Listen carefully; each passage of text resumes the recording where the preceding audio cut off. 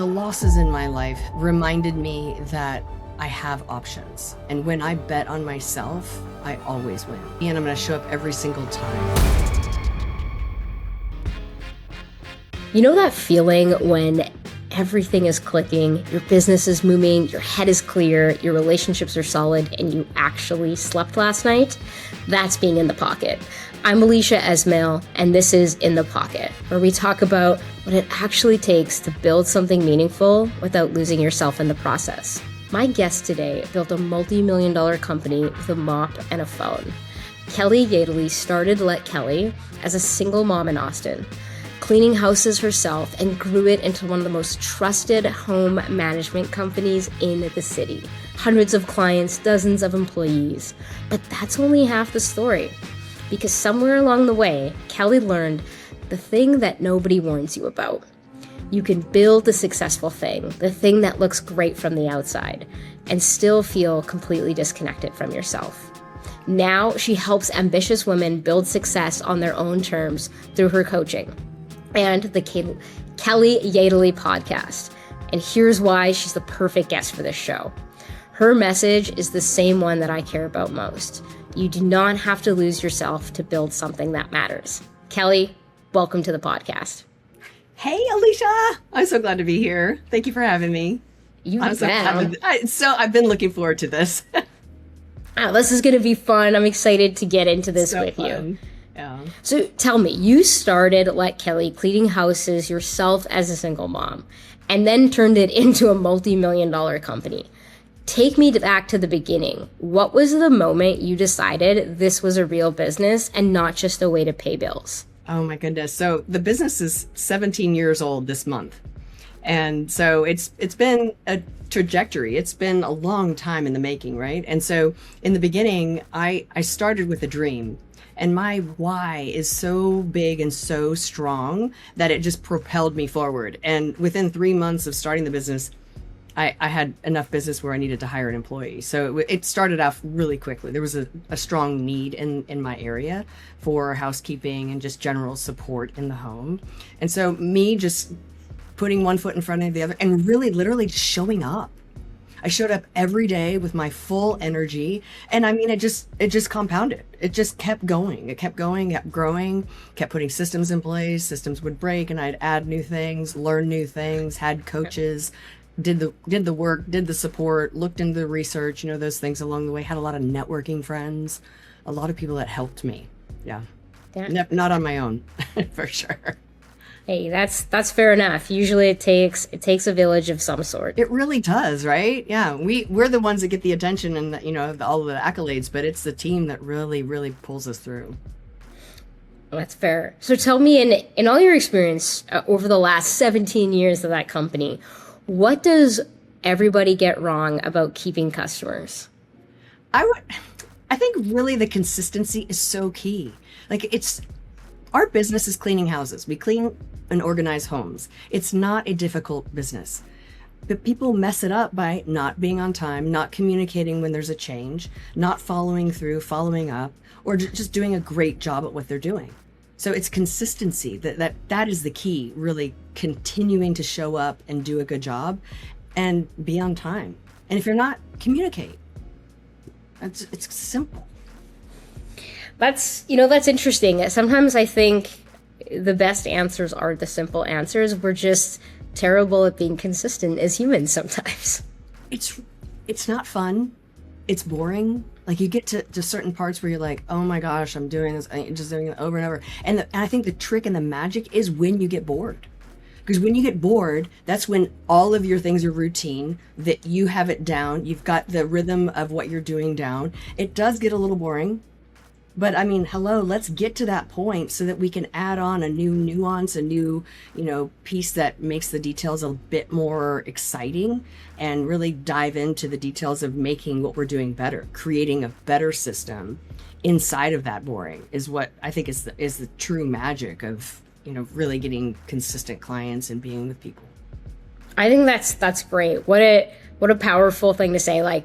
The boring is really where the money is made and where businesses Isn't happen. it? Like habits, like working out, like Simon Sinek says, he's like, when do you start working out and when do you start noticing the gains? Is it day 7? No. Is it day 407? No. I mean, it's somewhere in between, right? You just got to keep going. And eventually you'll show up and go, oh, I got a little bicep there. How you doing? Sit there. How you doing? That's so fun. Okay, so a cleaning company lives or dies on trust, right? Yeah. So you're in people's homes every day. What did that teach you about loyalty that you couldn't have learned somewhere else? Oh my goodness. Walking into someone's home and them giving you a key to their home and their alarm code and their credit card. I mean, that took me months to get used to. I was like, you don't know me. Like that felt weird in the beginning. And then after a while, I was like, oh, they trust me and the company, the structure of the insurance and all of that I've put in place. Like I have a name that is reviews online and that kind of thing. So there's a lot of structure put in place. So I've taught my team that. So we really focus on communicating with the client so they feel like when something goes wrong, we're going to communicate about it. We're not going to, sweep it under the rug. We're not really. And then, not literally. And then, I'll be here all day, folks. No, we're going to communicate about what happened. And so, like, if something breaks in a home, which it does, I mean, we're touching thousands of things a day when you're cleaning 3 houses a day, and which my housekeepers do three houses a day usually. And so you're touching every little piece in their home. And so it just happens. And luckily it doesn't happen very often, but our communication with our team is immediately we communicate with the client, not an hour later, the end of the day, the next morning. No, it's immediately because we don't want the client having to find out what happened. We want to communicate that so they know what to expect. It doesn't feel good in the moment. However, that builds trust, and that trust builds a loyal client. And how have your clients responded to that? Because like you said, over the years, you're touching thousands of things in a house a day. Something's going to break at some point. Have clients been overall receptive, or tell me about a time where you had to break some awkward news? Yeah. So, I mean, when we break things, it could be a 200 bottle of lotion from a woman's, vanity. It could be a handmade vase that grandma gave you, from your wedding anniversary. I mean, it's like you never really know. And so I treat everything, and I've taught my team to treat everything as if it was, given to your grandma that's passed away. Like that's the mentality, right? So like, no matter what it is, like let's give it, attention, and then let the client say, the value of the piece and if it's replaceable and that type of thing. Listen to their disappointment. If it is disappointment, let them have the feelings. Their first reaction maybe they can't control, but the second one they maybe say, "It's okay. It's just a thing." A lot of times is the response that we get. Although, I mean, we've had times where it's lost us a client. Accidents happen, and there are consequences to behaviors in life, and we have lost clients over it.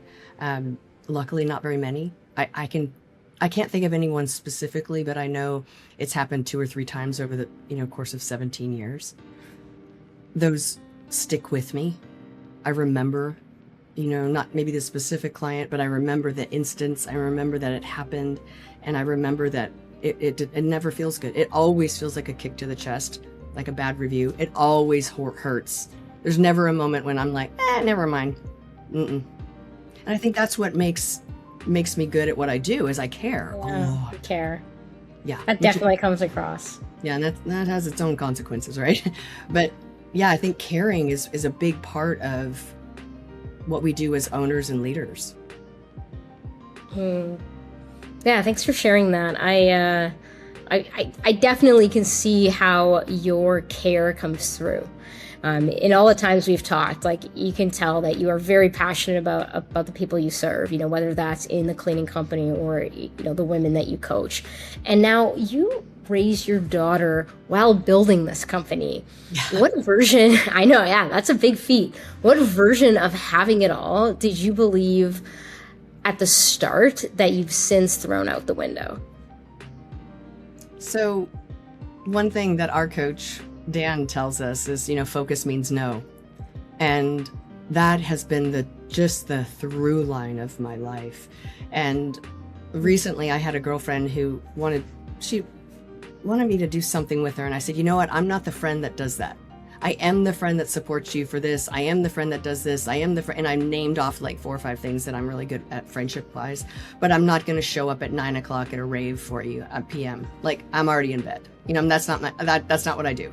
So I think that's the same thing with life when we're so committed to our business and raising a child and whatever else laundry list of things that we're involved in as humans. I think saying yes to the things that actually matter and no to everything else. And that no list is a long list. The no list is a long list. I like that. I think we could all probably add a few more things to our no list. Absolutely. Me included. Let's do it again. Revisit that. So I like to talk about, glass balls versus rubber balls and which ones are going to break, which ones are going to bounce back up. Yeah. What's a ball you dropped on purpose and that you're glad you did? Oh my gosh, that's so great. That's from the one thing they talk about the glass and the rubber balls and as an example in one of the books. I don't know where it originated from, but I love reading it in that book. I know that relationships for me, romantic relationships, have been something that I have, dropped and picked back up and dropped and picked back up. And I think I'm in a season of my life that's here and coming where I can actually pick that ball up again. Just because my daughter has, graduated college and I have a little bit more freedom of my time and money in that regard. So, but yeah, definitely romantic relationship was tricky to hold on to because I had so many other things that were urgent and important that I had to say yes to. And that was something that I didn't feel like I had I couldn't say yes to that one in a way that I wanted to so far. It's fair. And I love that you're stepping into a season where you can. Yeah, I'm excited. That's so fun. Let's go. Let's go. So I know you got fired once and then you had to rebuild. Yeah. What did that teach you that the wins never could? Yeah, it's building something from nothing will give you the spice to actually do so many things in life. Like, it's like if I did that, I can do so many things, right? And there's been some significant losses in my life over my years of living. And that's not even the most, important, biggest one. It was definitely a pivotal moment in my life, that's for sure. But remind me of the question. I lost my train of thought. It was like... Oh, it's all good. It was, what did that teach you that the wins could never teach you? Yeah. So that the losses in my life and that one in particular reminded me that I have options. And when I bet on myself, I always win. Yeah, like That's I'm huge. the one that's going to show up. I'm going to show up for me and I'm going to show up every single time. And I can count on me. And I am so proud of myself for that. And that's huge for me. Thanks for sharing that. That's powerful. You can always count on you. And I think you've proven that time and time again. Now, I know you've said that you can build success and you can build successful things and still feel empty. That success without alignment leaves you hollow. But from the outside, it looked like you had it all. So what was actually missing, and when did you start noticing it? What has been missing, like, in my life in general? So I know you've said you can build success and still feel empty. Tell me about a time in your entrepreneurial journey where from the outside, it looked like you had it all together and everything was awesome, but maybe felt disconnected inside. Yeah, I think this goes back to my biological mom. So this story is very close to and dear to my heart, and I've done thousands of dollars in therapy in this. And it's really like my biological mom chose to leave my brother and I and my dad when I was 5 years old. And losing a biological parent in your life, it really just messes with your worthiness and your, like, just who you are as a person. And so it's magical to be able to build a company that does, millions of dollars a year. It's great. And yet you're like, oh, well, my mom, doesn't even listen, doesn't even care to ask, doesn't even show up in my life. And so luckily we've rounded that corner several times over. And I'm very, very grateful because she has her walk to walk, right? Her life to walk. And so I am very grateful for what she did, because I wouldn't want to change anything. I wouldn't be the human that I am today had she not made that choice. And then I get my stepmom who raised me in my life and gave me more skills. And, I had 2 different nature versus nurture experiences in my life growing up. And so I think those things really are the thing that I lean into.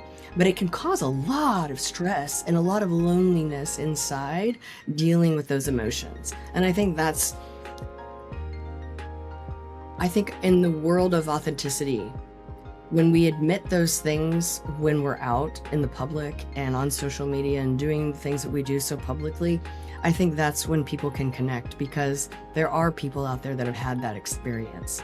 And maybe not exactly with their biological parents or whatever, but, with a loved one or a dream or an experience that really, cuts you deep. And when you can start over and continue to believe in yourself, no matter what you've been through, it's so powerful. It's so powerful. Yeah, and I appreciate you sharing this with us, because you're right. It is powerful. And when and how were you able to make that transition where you're at a place where you can, freely talk about this and inspire other people to take those same steps? Yeah, it's so wild, right? Because I used to not be able to talk to her without crying. And now it's a conversation that I had to remember that I have, So it's awesome. And it's time, right? It's therapy. It's really, doing the self-discovery work that's important. Journaling. I read a lot of self-development books. I listen to a lot of amazing podcasts, yours included. And I'm really just doing the work where I can open my heart up to be grateful for the things that I do have. And I have women that are mentors that are, older than me, women that are friendships that are alongside me going. And I have people that I can depend on. And that's just good stuff. It's good stuff. Well, the good stuff. I could always use some more good stuff in my life. Right? Can't we all? Yeah. I have this running conversation with one of my founder friends where, it started off as a joke, but the more we've talked about it, it's come to feel more real, where you got to be a little broken to be an entrepreneur and get started. You got to have something that's like really broken your heart that drives you. And maybe you're trying to prove something. For me, it was like trying to prove something to my family that I could be, more than maybe they thought I could. But it gets to a point where that can become what got you here won't get you there. Right. And so to, any founders or business owners listening, or, women, the type of women that you'd coach, what would you tell them on like how to let go of that, or where would they even start on recognizing, becoming self-aware of some of the drivers they might have? Well, the self-aware thing is the triggers, like when you're just living life and all of a sudden you're pissed off, or you're crying, or you're angry, or all of or someone cuts you off on the road and you're abrupt.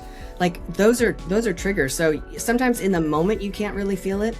You don't know what's going on, but if you journal and you think, okay, what happened today? What happened yesterday that my emotions weren't matching what was going on? That's where the magic is. That's where it is. Because if this is what's happening and you're above, if you're like what's happening is at a 4 and you're at an 8, then it's not what's happening. It's the story that you're telling yourself. And that's where the work is. And when you focus on doing the work and you dive into those and really experience those feelings and why they're happening, then you can break them down, and all of a sudden they're not a rock anymore. They're a little pebble, and then they're a piece of sand, and then they're gone. It just breaks it down.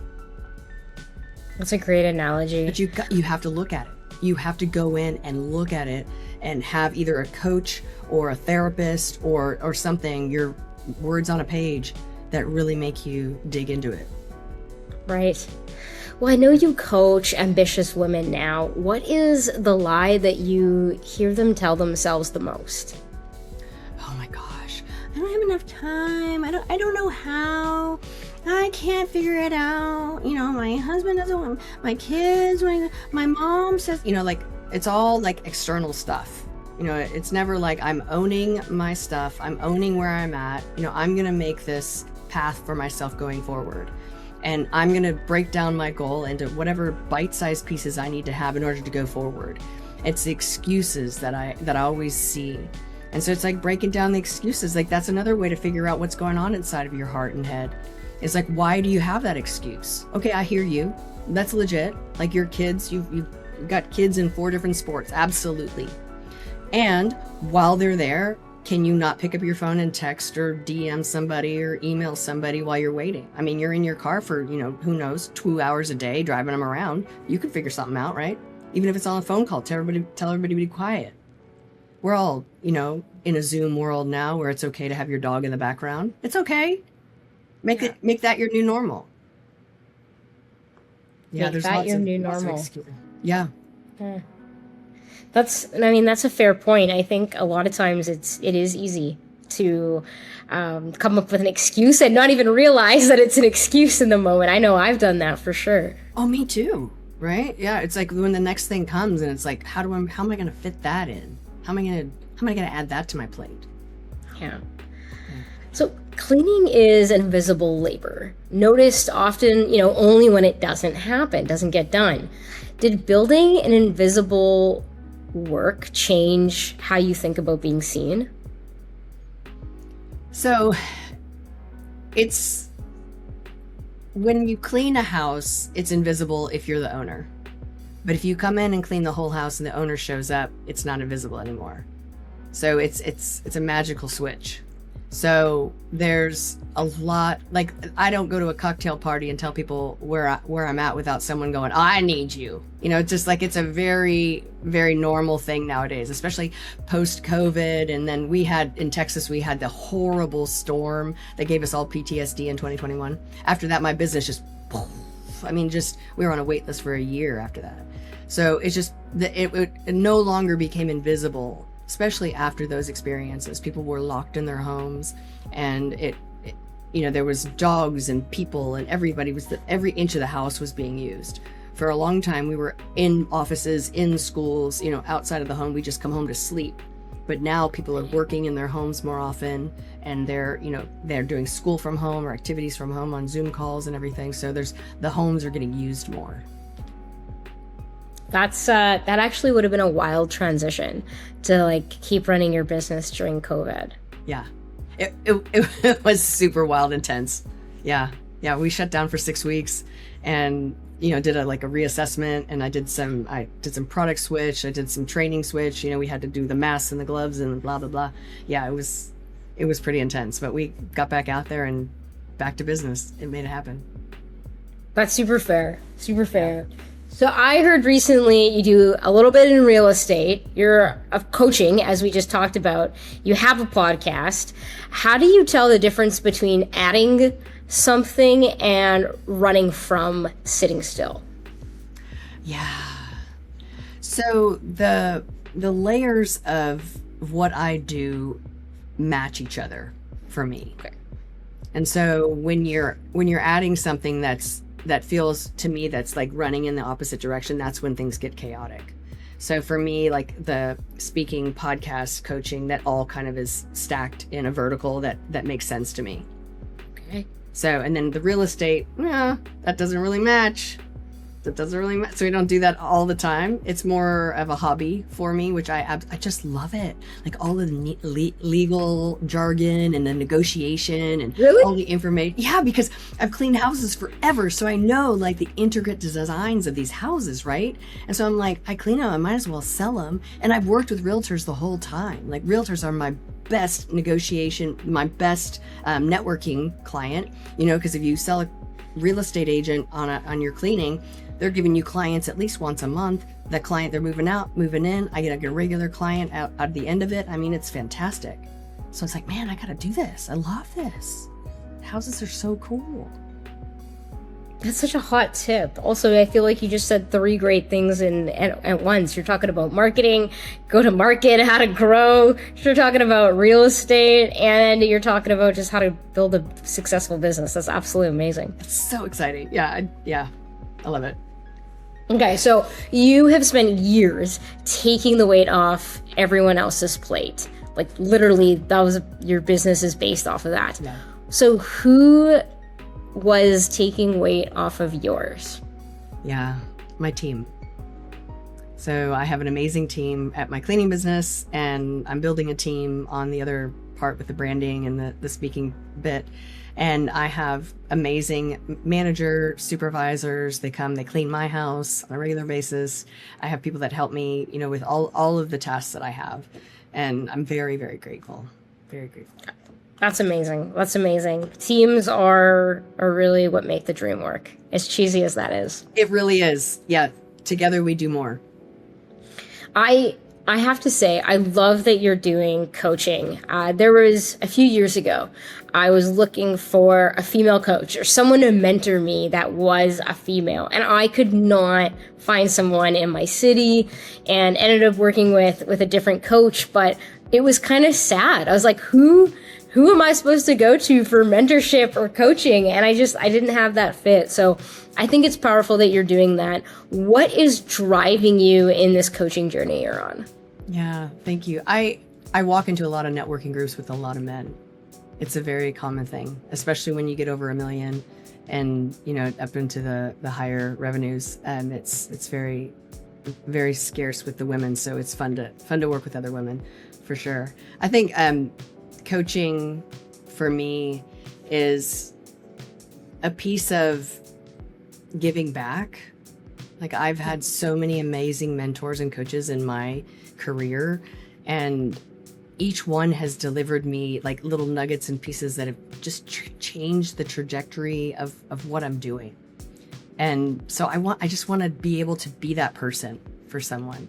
And I know that, all the experiences that I've had, with these companies as well as the companies prior to what I did, just gives me, a handful of experiences that someone might want to know about, and I love mindset work. That's what we work on with coaching as well. And so really digging in deep as to why we doubt ourselves and to why we need support and what that looks like and where to turn for that.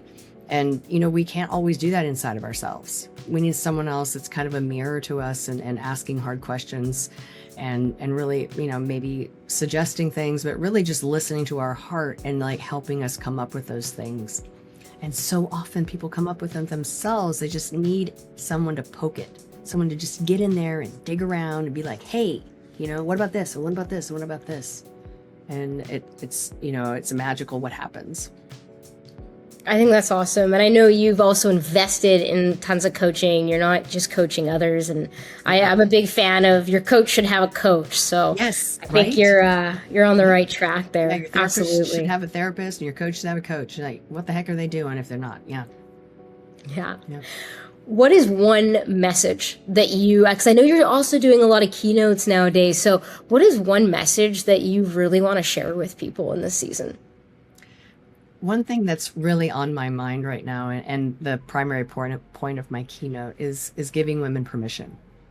Like, be loud, show up, fill the room, like take up space, be courageous, evolve into the person that you want to be.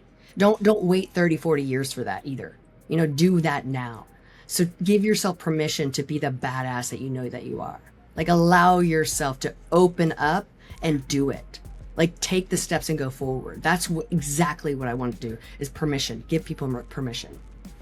And I gotta ask, Kelly, why, I think that's a powerful message. I do think it's needed. Why is it in 2026 that this message is still so needed? It breaks my heart.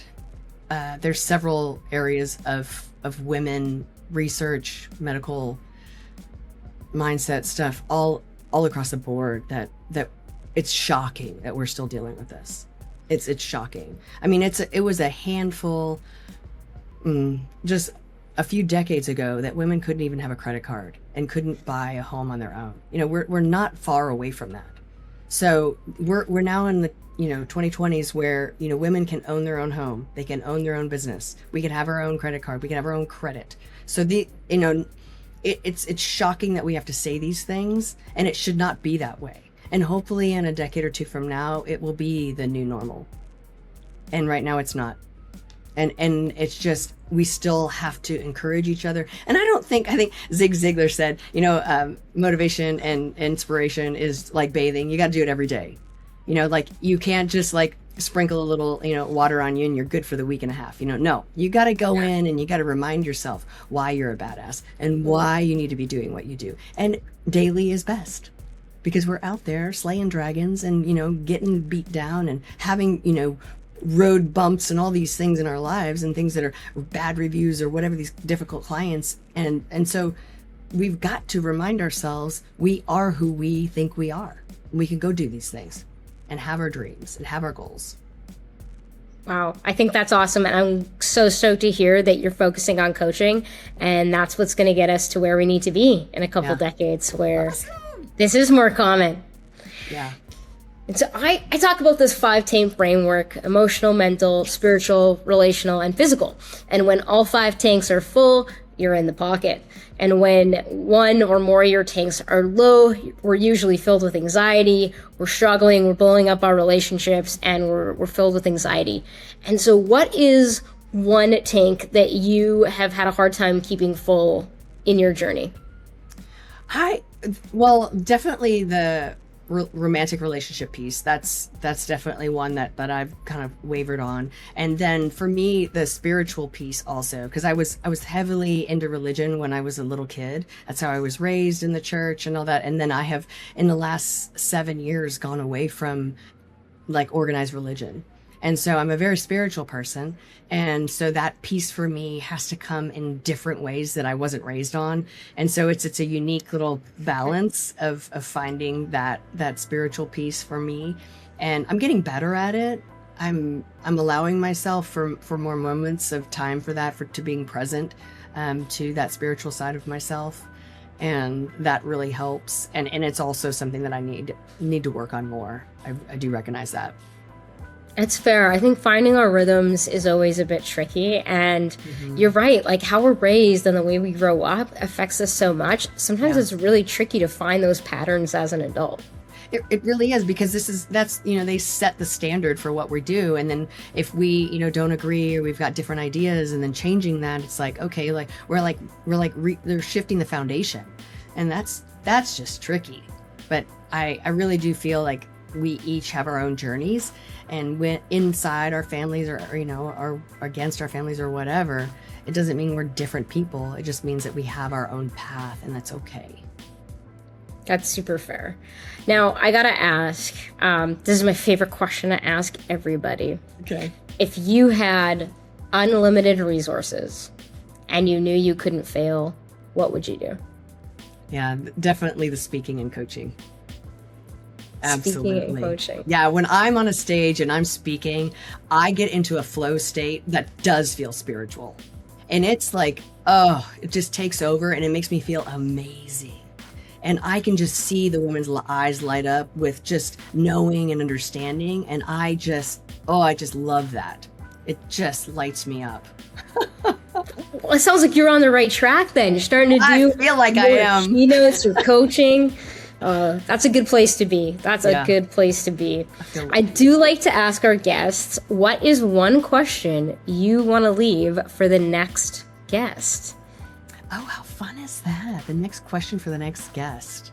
What do you need to give yourself permission for? Boom. That I feel like is very fitting for you, Kelly. Very good. I love it. Okay. Well, I appreciate you being on the podcast today. Now, I know you do a couple different things. If people are interested in your cleaning company, where can they learn more about that? Yeah, that's our website. So letkelly.com. We're also on Instagram at Kelly. Okay. And then if they're interested, any of the women listening are interested in your coaching, or if someone's interested in hiring you as a keynote, where can they learn more about you and find you? Absolutely. That's on kellyjedele.com. So my first name, last name.com. All right. I'm also on Instagram at kellyjedele.com. Yeah, that's awesome. Yeah. Okay, rock and roll. Well, thanks for being here, Kelly. If something hit in this podcast, share it with a founder or friend who needs to hear it. I'm Alisha Esmail. Stay in the pocket.